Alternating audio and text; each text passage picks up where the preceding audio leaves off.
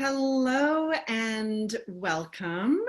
We're just going to give Zoom a second here to pull everybody in to our event today. Welcome to Kingston WritersFest. My name is Trisha Knowles. I've been the Director of Marketing and Event Sponsorship with Kingston WritersFest for the past 5 festivals now, and very eager volunteer for 5 years prior to that. I am so very pleased to welcome you to this new platform in order to present the first virtual version of Kingston WritersFest and this afternoon's event, Poetry for Where We Find Ourselves. While we are gathering here this year online rather than in person, I would like to take a moment still to acknowledge that the land in which the board and staff of Kingston WritersFest gather to create and generate this online presentation is on the traditional territory of the Anishinaabe and Haudenosaunee peoples. We gratefully acknowledge these Indigenous nations for their ongoing guardianship of this land. We agree to peaceably share in responsibility for stewardship of this land, its waters, and all of its biodiversity. All those who come to live and work here are responsible for honoring the spirit of peace, friendship, and respect. All my relations, Chimigwich, Walalin, thank you for being here.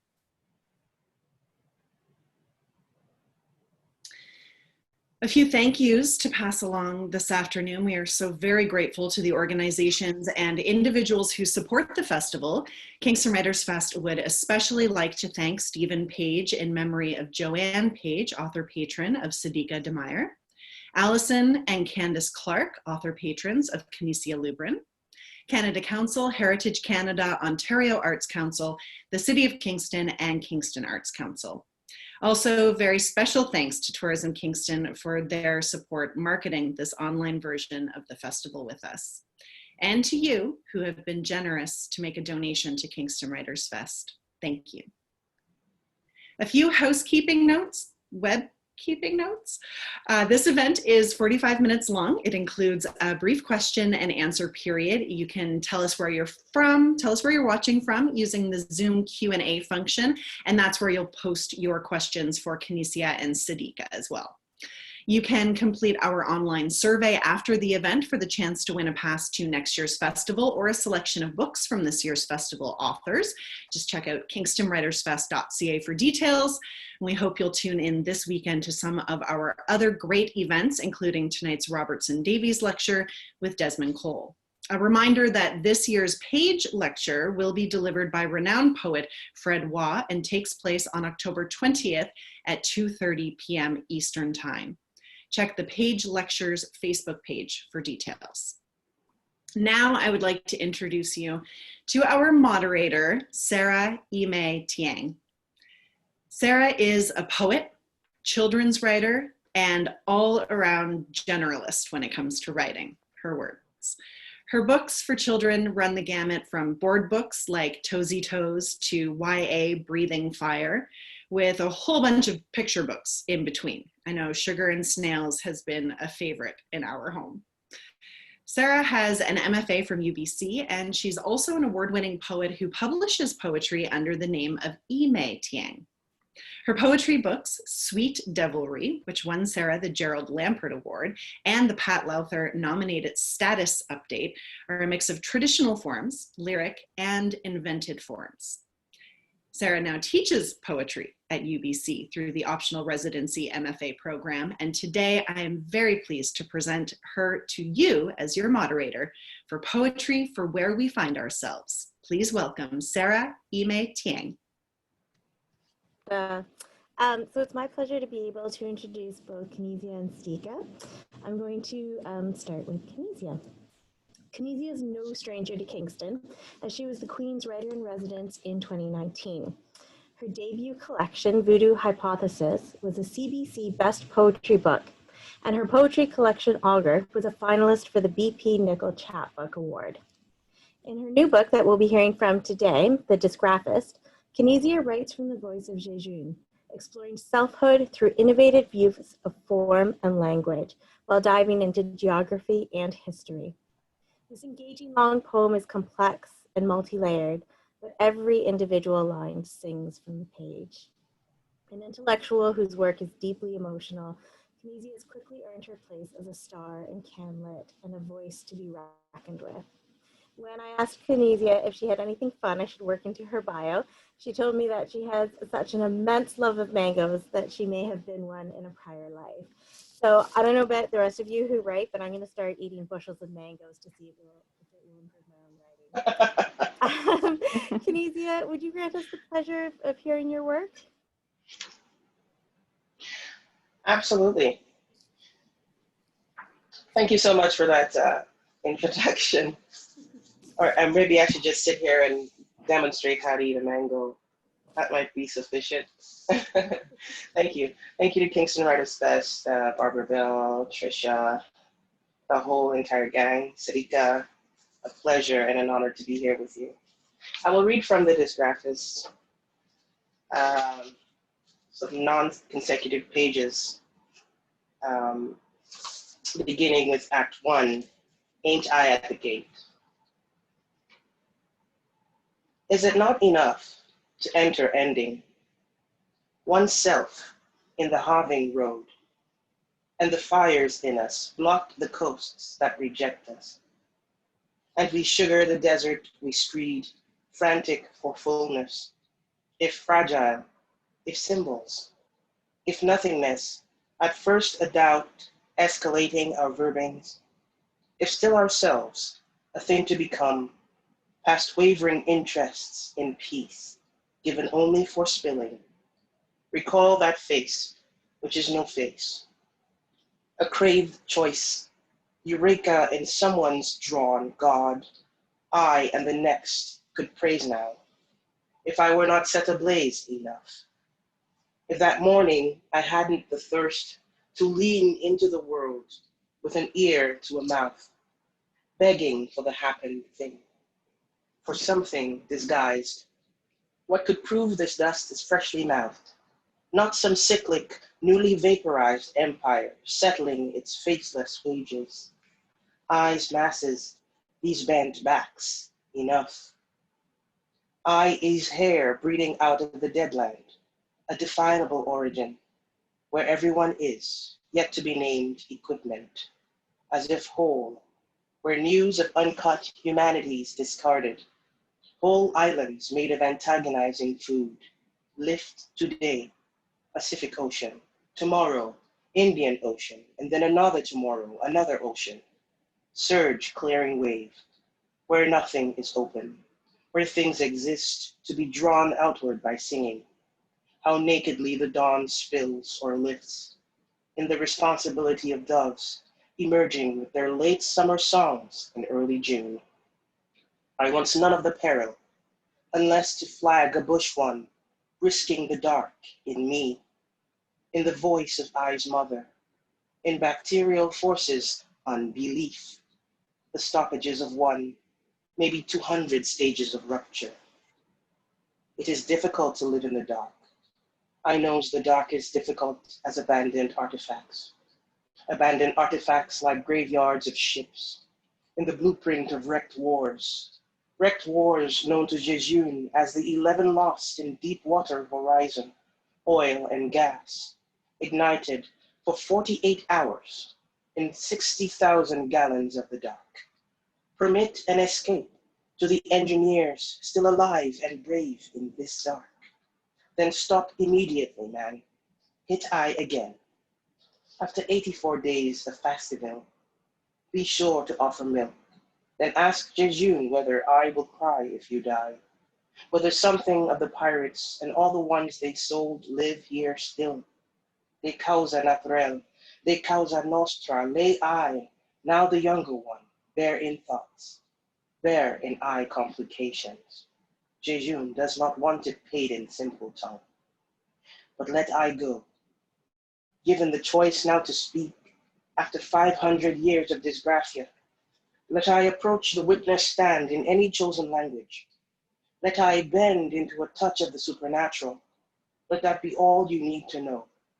Where the heart is bruised with unfeeling, to delay the organ's devotion to devotion is not belief, or it is. calling I to walk out of the sea. All of the world hears the surf supply applause, hears Jejun swimming in, Jejun outlawed in the notes of 50 generations, far from that door of even more unopenings. How to pay for the vocal injury I feels at the end of the Gulf of Mexico.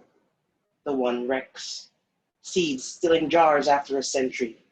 How the sea hacks the compass still. I feels how far is left to go. Suddain, Abaco, Aleppo, still, before the self-same notes of dead musicians consider I more than the pen, and to have never thought of the notes as autobio, and to have never built a better world to inhabit or break. Speaking Jejun, I has screwed up, I knows it, and how to pay for it instead. I hammers the joke's humorless record with a love, a marrow. And what is marrow, if not the loss of the right to scrub vain as words clean? The work is honorless, preoccupied with definition. The work is always to understand, of course. Why else the brain? Why else the heart sending blood upward? Why else here and everywhere, everything still erupting and unsayable? Jejun knows it is other people who cry out on the news, who risk loam and life on treacherous waters, a homing, to spread the years on a couch and be caught in a comforting web of verdict. Later, Jejun leaves her eyes with a letter that they be laid down on pillowed pills. Dear suicide, dear vex, dear sex, two-minded, something better, physio, mutely. So when they find the eyes, and they say, look, someone's eyes are left there. Here also is a whole banana parsimony in two hands. In the mind, release I, as though the birds, sure to return across this distance exposed to the sunlight, even as the bridge will be gone, even as the mothers and all the landmarks for rest declare the mainland the just waking fort of beasts. You are so seen, so clear, Jejun, given to I before a court. Jejun understands the signature will wipe I out. I, as the tobaccoed air, the tongue-tied heaviness of striking his act of permanent residence with debris given to the children who ripen to vitamin loss, somewhere far off from Malawi, from Manzanilla. Who else is a mothering anagram, Jejun? Who keeps the cloth rough to investigate its lure of an origin? Pushing these fallen few facts 7 dozen yards away, Jejun invites the council, or jurors, others even impossible in their constitutions, for wine, to ease the work through the years it would take to pay for fence, between reasons to arrive. Why else would living be continuous? Check here or any other box. The judge reminds Jejun to arrive without a reservation, to hold the judge to the work of a body astray.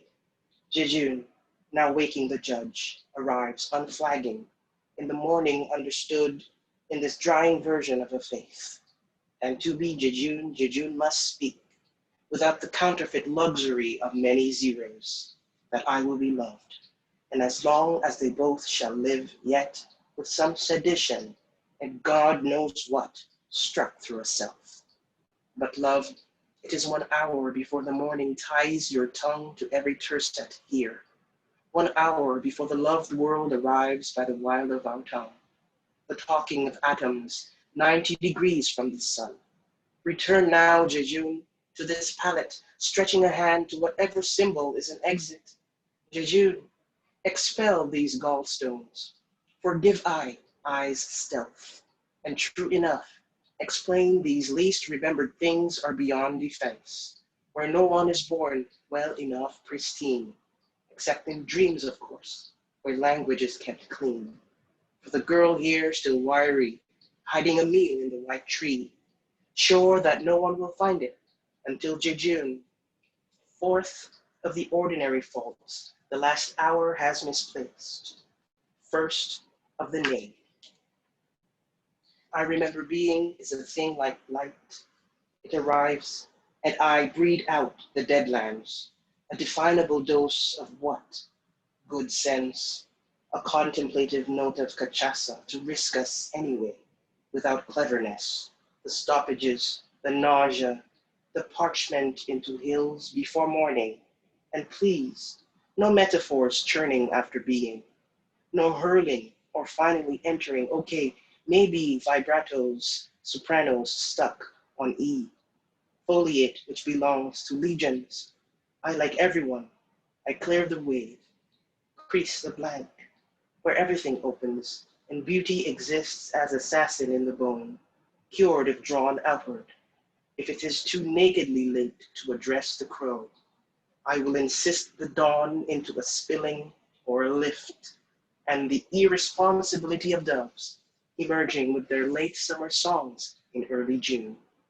As you two sing, the woods pull out their hair, as though they too are aware and lust sharp for life, as though demanding eye into the gaze of another passerby, adrift in their love-drunk, uncertain self, before one woman who smells like she's guzzled a hasty lunch, greets the one who must name her arrival, trip first. She hands to the bewildered crowd, I, a quick slash on the tongue, nothing more. And all of this I make from a glimpse of my mother in the mirror, seeing because it was necessary to see, everything orphaned, returned to familiarity. So what has been, and what is a spilling or a lift, if not the cavity where a life begins? Do not excuse me. I am not who I say I have become. Thank you. That was so beautiful. Thank you so much. Wow. Okay. I'm going to introduce Sadiqa now. Though born in the Netherlands, Sadiqa lives in Kingston in our Skeleton Park area. An integral part of Kingston's literary scene and well known on the national stage, Sadiqa has been shortlisted for the Governor General's Award, won the CBC Poetry Prize, been featured in the prestigious Poetry magazine, and included in the anthology Best of Canadian Poetry in English 2008. You'd think with all these accolades that she'd have a swelled head, but I can attest to the fact that Sadiqa is actually the nicest and most down-to-earth person you'll ever meet. In fact, if you go to Sadiqa's house, she will insist on serving you the best homemade chai tea, I'm convinced, in existence ever. It's so good that I literally had a dream about it 2 weeks ago because it's been a little while and I've been craving it. So Sadiqa, can we hear some of your gorgeous poetry?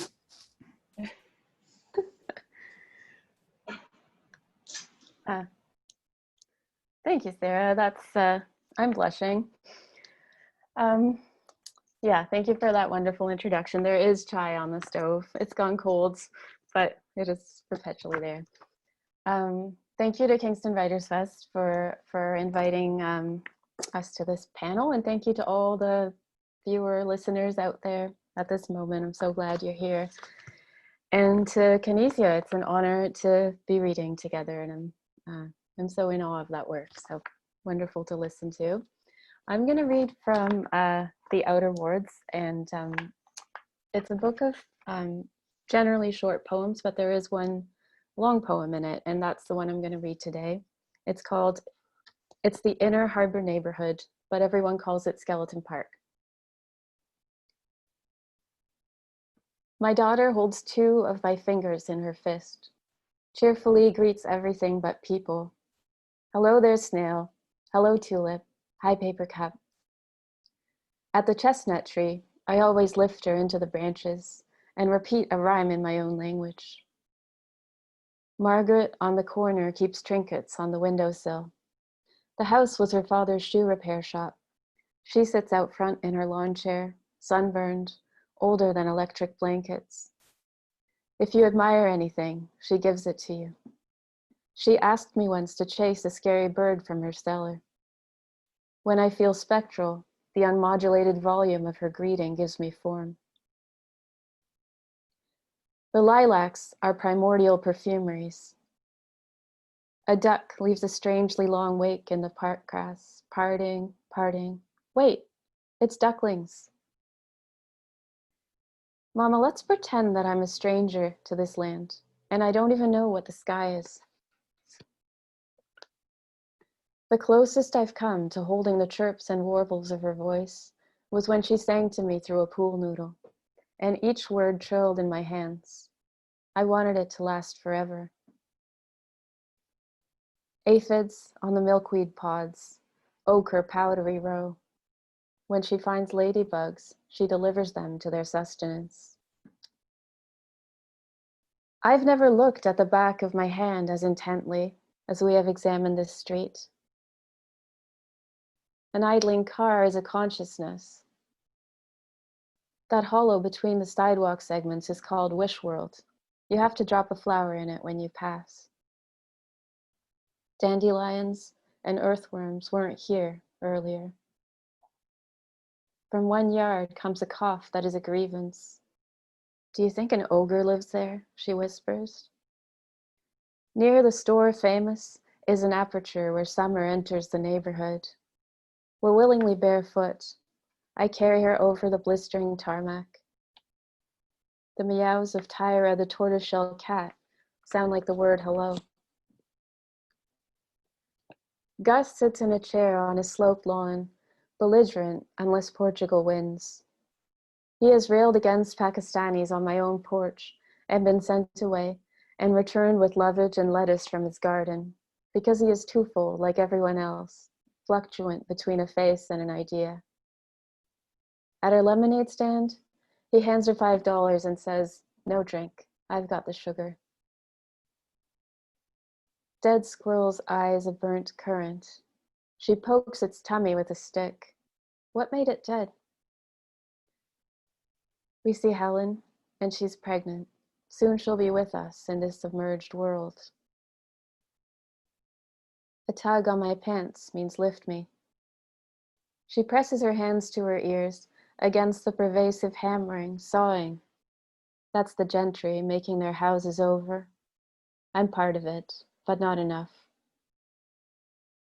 Teenagers on longboards, gangly and mesmeric. The noise of the wheels is a mantra. We eat on the front steps, bowls of dal in our laps. Overhead, nature is stripping the paint for me.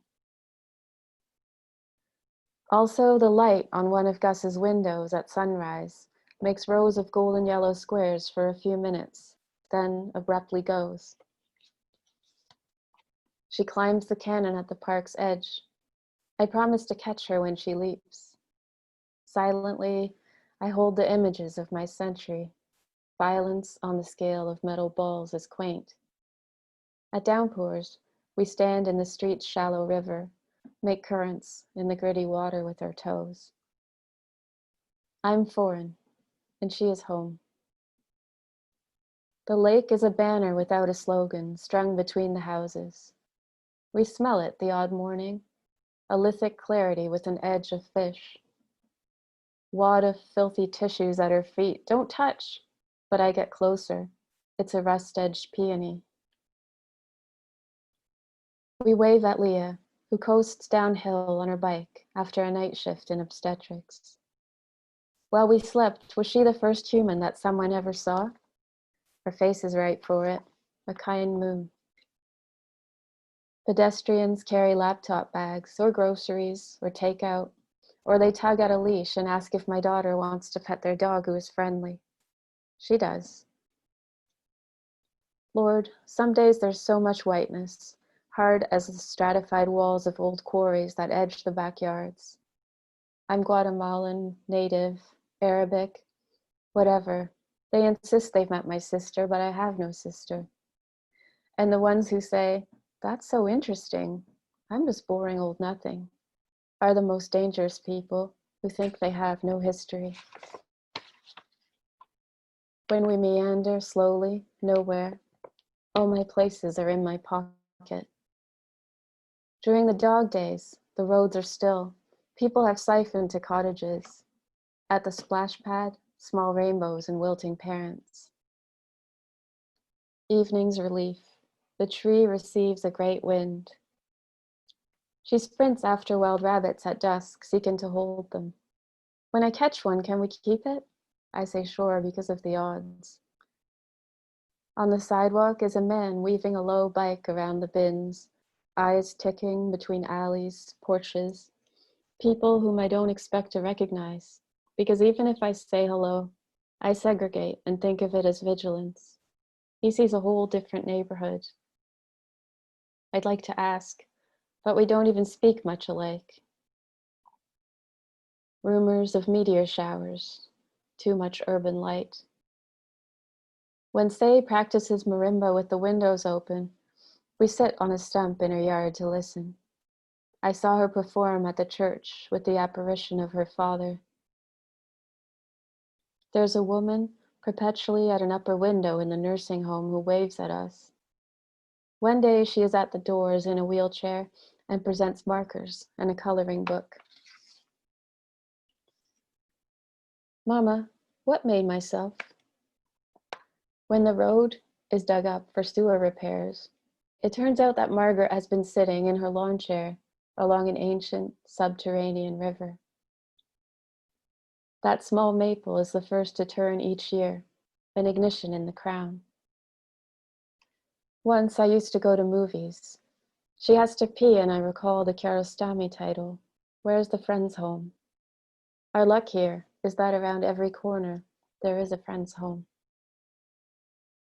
Mama, I am going to bless you because I see a ragweed. She loves to swing in the playground on the ossuary, where only the Irish and Scottish have plaques. I start to tell her of the bones under the bones, but Brandon's no ghost, crossing the park in skinny jeans, humming his two-spirit self into being. Then the months enter a chute, strung with rituals. A clear day is for collecting leaves to dip in beeswax. She's indiscriminate. Mama, why didn't you pick that one up? I inspect the torn brown scrap and see the strictures of my aesthetic. A crowd of starlings descends on an apple tree. They poke at the soft copper spheres, then seem a little drunk.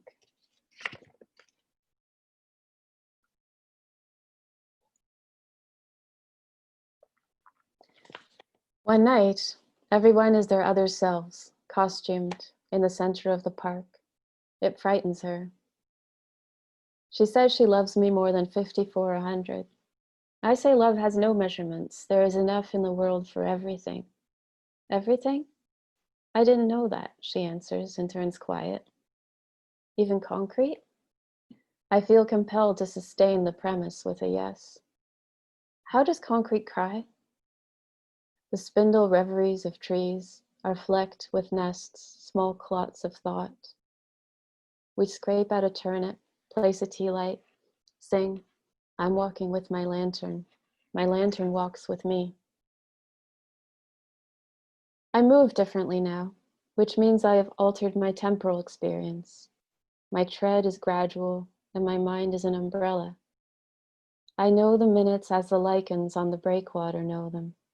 It is like holding my usual breath for a few years and finding that another part of me is breathing. The houses get draped in lights, some of frigid diode blue. Then there are singers at the door, and she hides behind me, listens with all her ears. I pull her on the sled. Some days we don't get far because every snowbank is a place to disembark and throw herself into its cushion. On others, we make it to the grocery store, and she rides home hugging coffee and oats. Cars slide past the stop sign. She loves to eat the snow, so I impose a new rule. Graze only from shrubs and trees. The playground is forlorn, except for the crows. The slides are magnificently fast. Alone, I prefer to avoid the park after midnight or so. That conversation, when she's older, will fracture this living map that we're making again. To patch the torn knees of her snowsuit, I cut 2 bright hearts out of an old shopping bag and pad them with scraps of wool while watching The Office. In the morning, she is pleased. From the top of Patrick Street, the neighborhood looks like a painting. faint brushstrokes, colors of stones. The whack of the puck on the boards of the park rink is discreet and vacuous, as if it occurs in outer space. Our mittens hold hands while she stomps the milk-white ice of the puddles to shards. Deep within every landscape, something is in bloom. Thank you. Oh, beautiful. I wish we could hear all the applause for both you and Canisia after the after the readings. That's what's missing. It's funny because I actually have a question for you and Canisia that was just also asked simultaneously in the Q&A from Spalding, who used to live in Kingston as well. So both of us were wondering, since you've both worked with long poems, what draws you to the idea of a long poem, and what are the advantages and challenges of working with a long poem? Do you want to go or you want to Sure. take a breath? Thanks. I can start maybe because mine is a single long poem, whereas Canisia's is a book length project, and so there'll be more to say, more in depth, I think. But yeah, I mean, that poem, I think if it was a stone, it would be an aggregate. You know, it's just lots of pieces of little notes and thoughts and that have been assembled into a whole, and there's freedom there, because especially I think because I tend to work fairly with a strong awareness of sound and pacing. Short poems tend to set me up for sort of moves that you know, I don't regret making. I enjoy those poems, but I also find that having that in the background a little more with a long poem and being able to sustain the material offers opportunities to work with image and idea in ways that I found interesting, and I'll do again, I imagine. Yeah. Wonderful. I think similarly, the length of the long poem allowed me a certain, I don't want to say room, because that tends to get us poets in trouble when we start to talk about room as expansive like that. You know, we have the fiction authors raising their eyebrows at us. And so it's more of the illusion of expansion, I think. In the way that I approach poems is really, I try to keep to what the line dictates for me. And so if it's working on the level of the line, then there are certain impulses that I can follow. And I think because the kind of maximalist poet that I am, I tend to write really dense lines, you know, and so to have the room in this book, and I go back to the word room, and it's okay because stanza, and we're right there with room, to have the room really to engage with the ideas and the sort of undercurrent of suggestion that sort of existed at the core of the book. And I think because of the kind of splintered approach that I have to this particular poem, it does not rely very heavily on narrative, but it does rely a lot on suggestion, on something more cyclic, you know. And within that particular structure of a kind of cyclic engagement with the lyric, I found really wonderful ways to let the music of my line sort of, you know, take me into a more radically sonorous space, you know? You know, much like Sadiqa, I am very much attuned to music, you know, and that is what draws me into the sort of psychic space of the poem. And so what I found, you know, the process was very much one of discovery for me. You know, I've sort of always felt at home in longer works. I find shorter poems a lot harder to write. But I think what I found in here is a kind of opportunity to rethink how poetry as its own kind of material offers a kind of propulsion and a kind of way to shift gears and to speed up and to stop and to just stay in a moment for a little bit. And so I was really just becoming familiar with what the long poem means just for me as a poet who writes really dense poetry.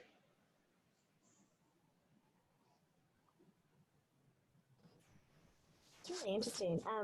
It kind of leads me to my next question for you, actually, Canisia. So your book is divided into sections, and each section is really visually different. So there are certain ways in which each section of the long poem are written, whether in terses or as kind of footnotes. How did you decide on what visual format spoke best for what subject? And did you write it like did you write it basically straight where you were doing like one section, or did you dip in and out and decide how it was going to look visually first and then kind of like add poems as you went? No, actually, initially I had a full manuscript full of tercets. It was all written in tercets, except Act 3, Interrogates, which is written in this call and response, dream and return structure, where there are some concrete, I'm stretching the definition of concrete here, but, there are some concrete looking poems in there. And I think some of the poems in that section were written first. I did not go into this project thinking I would write a long poem. It just kind of happened that way. I had written a bunch of standalone pieces that I was requested to write by some magazines. And when I went back to my desk after taking about 6 months when Voodoo Hypothesis was done, and I felt that, I was mentally exhausted from writing that book. After that 6-month period, I sort of, I brought together the works that I had written, and I began to see themes emerging among them. And it was only when I read Christina Sharp's In the Wake on Blackness and Being and her theorizing about dysgraphia and the kind of realities that produces for Black people in the wake of the transatlantic slave trade, I kind of latched onto that metaphor and then found a kind of throughway. The footnote section was the very last decision, the very last substantive decision I made. And really, it was just me responding instinctively, I think, to what the voice was doing in each section, because I'm shifting not just the register of the poem, but the perspective. So using the I as first and second and third perspective was producing very different atmospheric, I think, conditions, in the poem. And so I think I was just following those sort of instincts that the voice was leading me to. And then visually, I tried to represent that on the page, or just sort of replicate it somehow. I find that so interesting that it wasn't originally part of the plan, because it flows so nicely and it looks so natural. Like there's no other way that it could have been done. It's interesting to hear that it was this kind of development as you ran into, other sources, and that's really neat. Sadiqa, I was thinking about the poem that you read specifically, and this sense of space and discovery. And I was wondering, did motherhood change the way that you notice or write about the world? Cool. I'm sure it did. And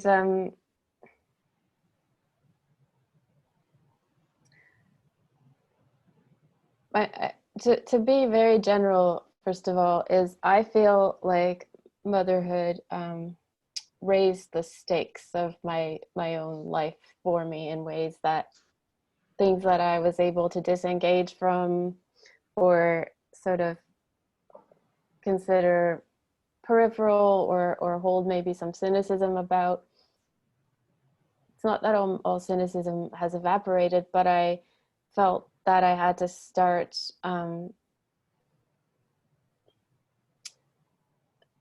everything meant some, I was invested, you know, there's someone out there in the world whom I loved enough that I wanted to make things right. And also, you know, I could extend that feeling more broadly to other children, and just it just suddenly wasn't just me and my self-interests and a sense of I think, like, the way that I would put it, of being against things. Like, I was, you know, in a sort of like in friendship circles and in cultural circles that I still love and maintain, but where we were protesting a lot of things, like really like defined by a sort of againstness. And I hadn't really asked myself more deeply, like, what am I for? I had avoided some of that investment and engagement. And that's what I feel most fundamentally changed when, like, you know, you don't pass againstness on to toddlers, or you try to do as little of it as possible. You want to tell them what you're for in this world and show them. And so that's yeah, I know that's not a directly literary answer, but I think it is present in the work that I did, and maybe even heightened because then the book that I wrote is about maintaining, like, mothering through an injury and just a disability and ability to mother for a time. And so there's even those stakes feel raised, and that's part of why I wanted to write from that perspective, because I felt that what's sort of inherent in everyone's parenting in some way was sharpened by that circumstance. And yeah, and more directly in relation to that poem, I think I've always been fairly observational in the world, like noticing those little things going on around us in the neighborhood on walks and stuff. That's not like that my eyes were open to that. I think I saw, but the temporal experience of it, the slowing, and the like every child's sort of lack of an infrastructure for thinking about these things, sort of bringing a completely original mind to it until, you know, you're the primary influence to shape it. I found that fascinating as a writer and thinker too, to just hear, like, you know, what is the sky? How, like, when, you know, how am I supposed to explain that? And it renews your ability to look at the world. So there you go. Yeah. That's beautiful, thank you. I'm looking at the time and realizing that we need actually like 5 hours to go through all of the questions that I have. And the questions are pouring in. I think there's only maybe time for one question here. Pamela's got a good one because you both also write in different genres. You both write fiction and nonfiction. And Pamela says, my suspicion is that poets have a different relationship to language than prose writers, somehow more intimate. How can a prose writer learn to bring more poetry to their prose? Can you guys give me like just a quick answer for that? Canisia, maybe do you want to start? Sure.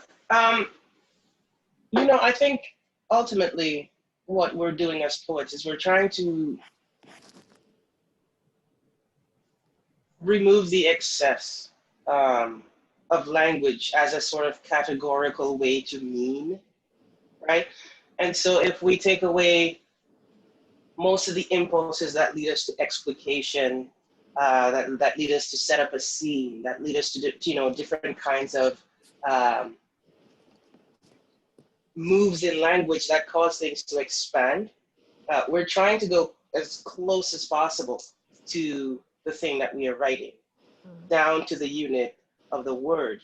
So really heightened attention to language and how that itself follows the particular sense of aesthetic and the sense of language and our sense of the world. I think we also bring that to the page.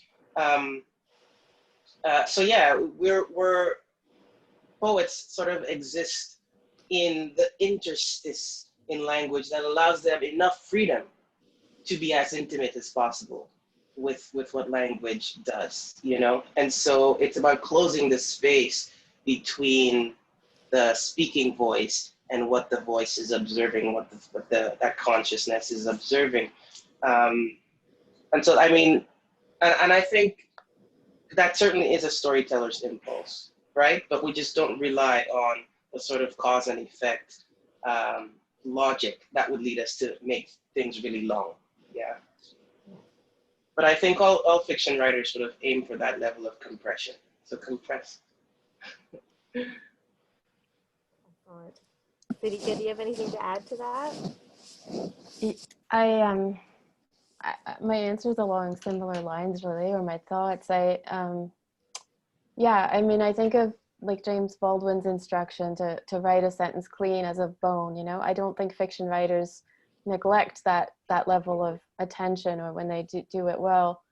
But I agree, or what resonates to me is that sense of freedom. I feel in poetry there is such complete permission to be disrepant in your, you know, to say this suddenly got more interesting to me than the narrative line, and I'm going there, you know, and that's exhilarating, really. And if a reader's willing to follow, that's the adventure. And I mean, I know that I'm referring to fairly traditional fiction when I say that's not possible. It's possible, and there are, you know, experimental forms of fiction, of course, that do that too. But the in poetry, that's not radical. That's just what it is, you know, and that I think is very appealing about the form. Yeah. And the question was, like, what can poets then bring to fiction that way?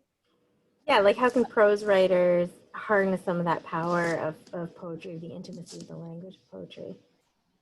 Yeah, maybe some of it is that permission to go sideways. There are probably ways to do that without dropping the narrative line, and that, you know, you start to think that way more freely. And there are quite a few examples right now of writers who are I don't know, what are the Griffin and the Giller, the 2G Prize, like they're, you know, cross-nominated writers who are, I think, bringing those skills to both. I'm thinking of Ian Williams and Kai Kilo, and yeah, so I think that's a skill.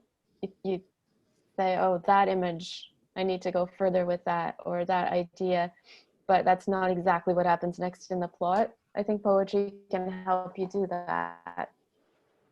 Yeah. Excellent. Well, my apologies to the audience. I see that there's a huge list of questions, but we're already somehow out of time. This just kind of went really, really quickly. So I think I think we're going to have to wrap it up. I'm just looking at the timeline. Okay, I trust. I know there's so many great questions here, and you can follow Canisia and Sadiqa and Sarah on their social media. You can link to them from our website at kingstonwritersfest.ca. I would like to thank all three of you for such a wonderful, engaging conversation. We do have a special treat for you, which is why I'm bumping in here and not letting us go over too much longer.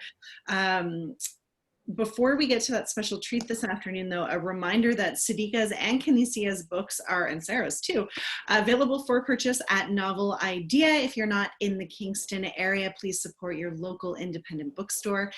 Huge thank you again to Novel Idea, to McClelland and Stewart, to Vehicule Press, and thank you to you for joining us and for supporting Kingston Writers Fest and our poetry event.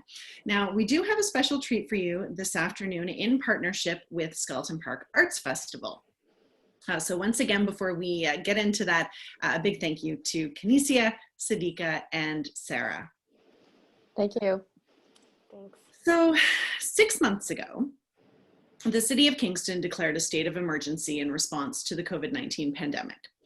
Not long after the city's declaration, 7 local poets, including Sadiqa de Meijer, Nancy Jo Cullen, Helen Humphreys, Kirstine MacLeod, Ashley Elizabeth Best, and our very own moderator, Sadiqa de Meijer, and Kingston Poet Laureate Jason Haru.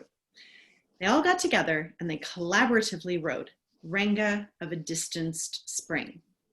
Kingston filmmaker Ali Dixon shot and animated the following video to accompany the Renga, which is co-presented in commemoration by the Skeleton Park Arts Festival. So I think a fitting close for poetry for where we find ourselves. Remember to mark your calendar for the Page Lecture online featuring Fred Waugh on October 20th, and tune in tonight, Saturday, and Sunday for more great festival events. Be well.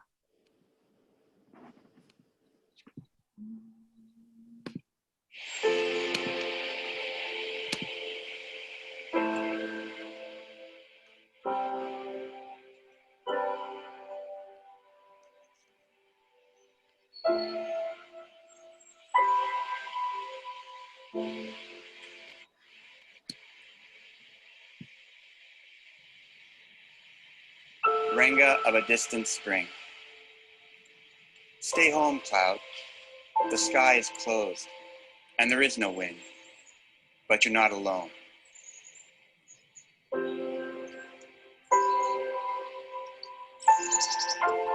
Through the window a sparrow, her song is large as summer.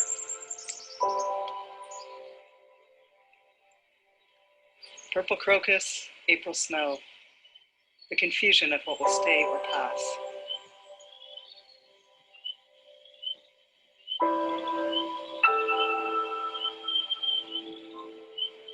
Frogs resurge in icy ponds, peep their song, it all comes back.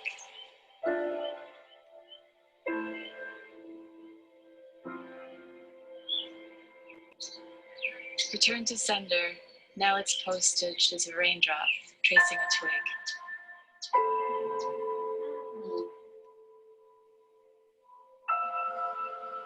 Midges quiver sunspots at dusk, spilling a cool spring air.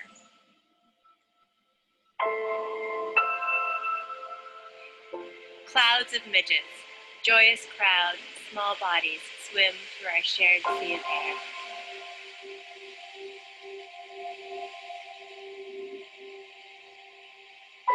New morning at the corner of division and union.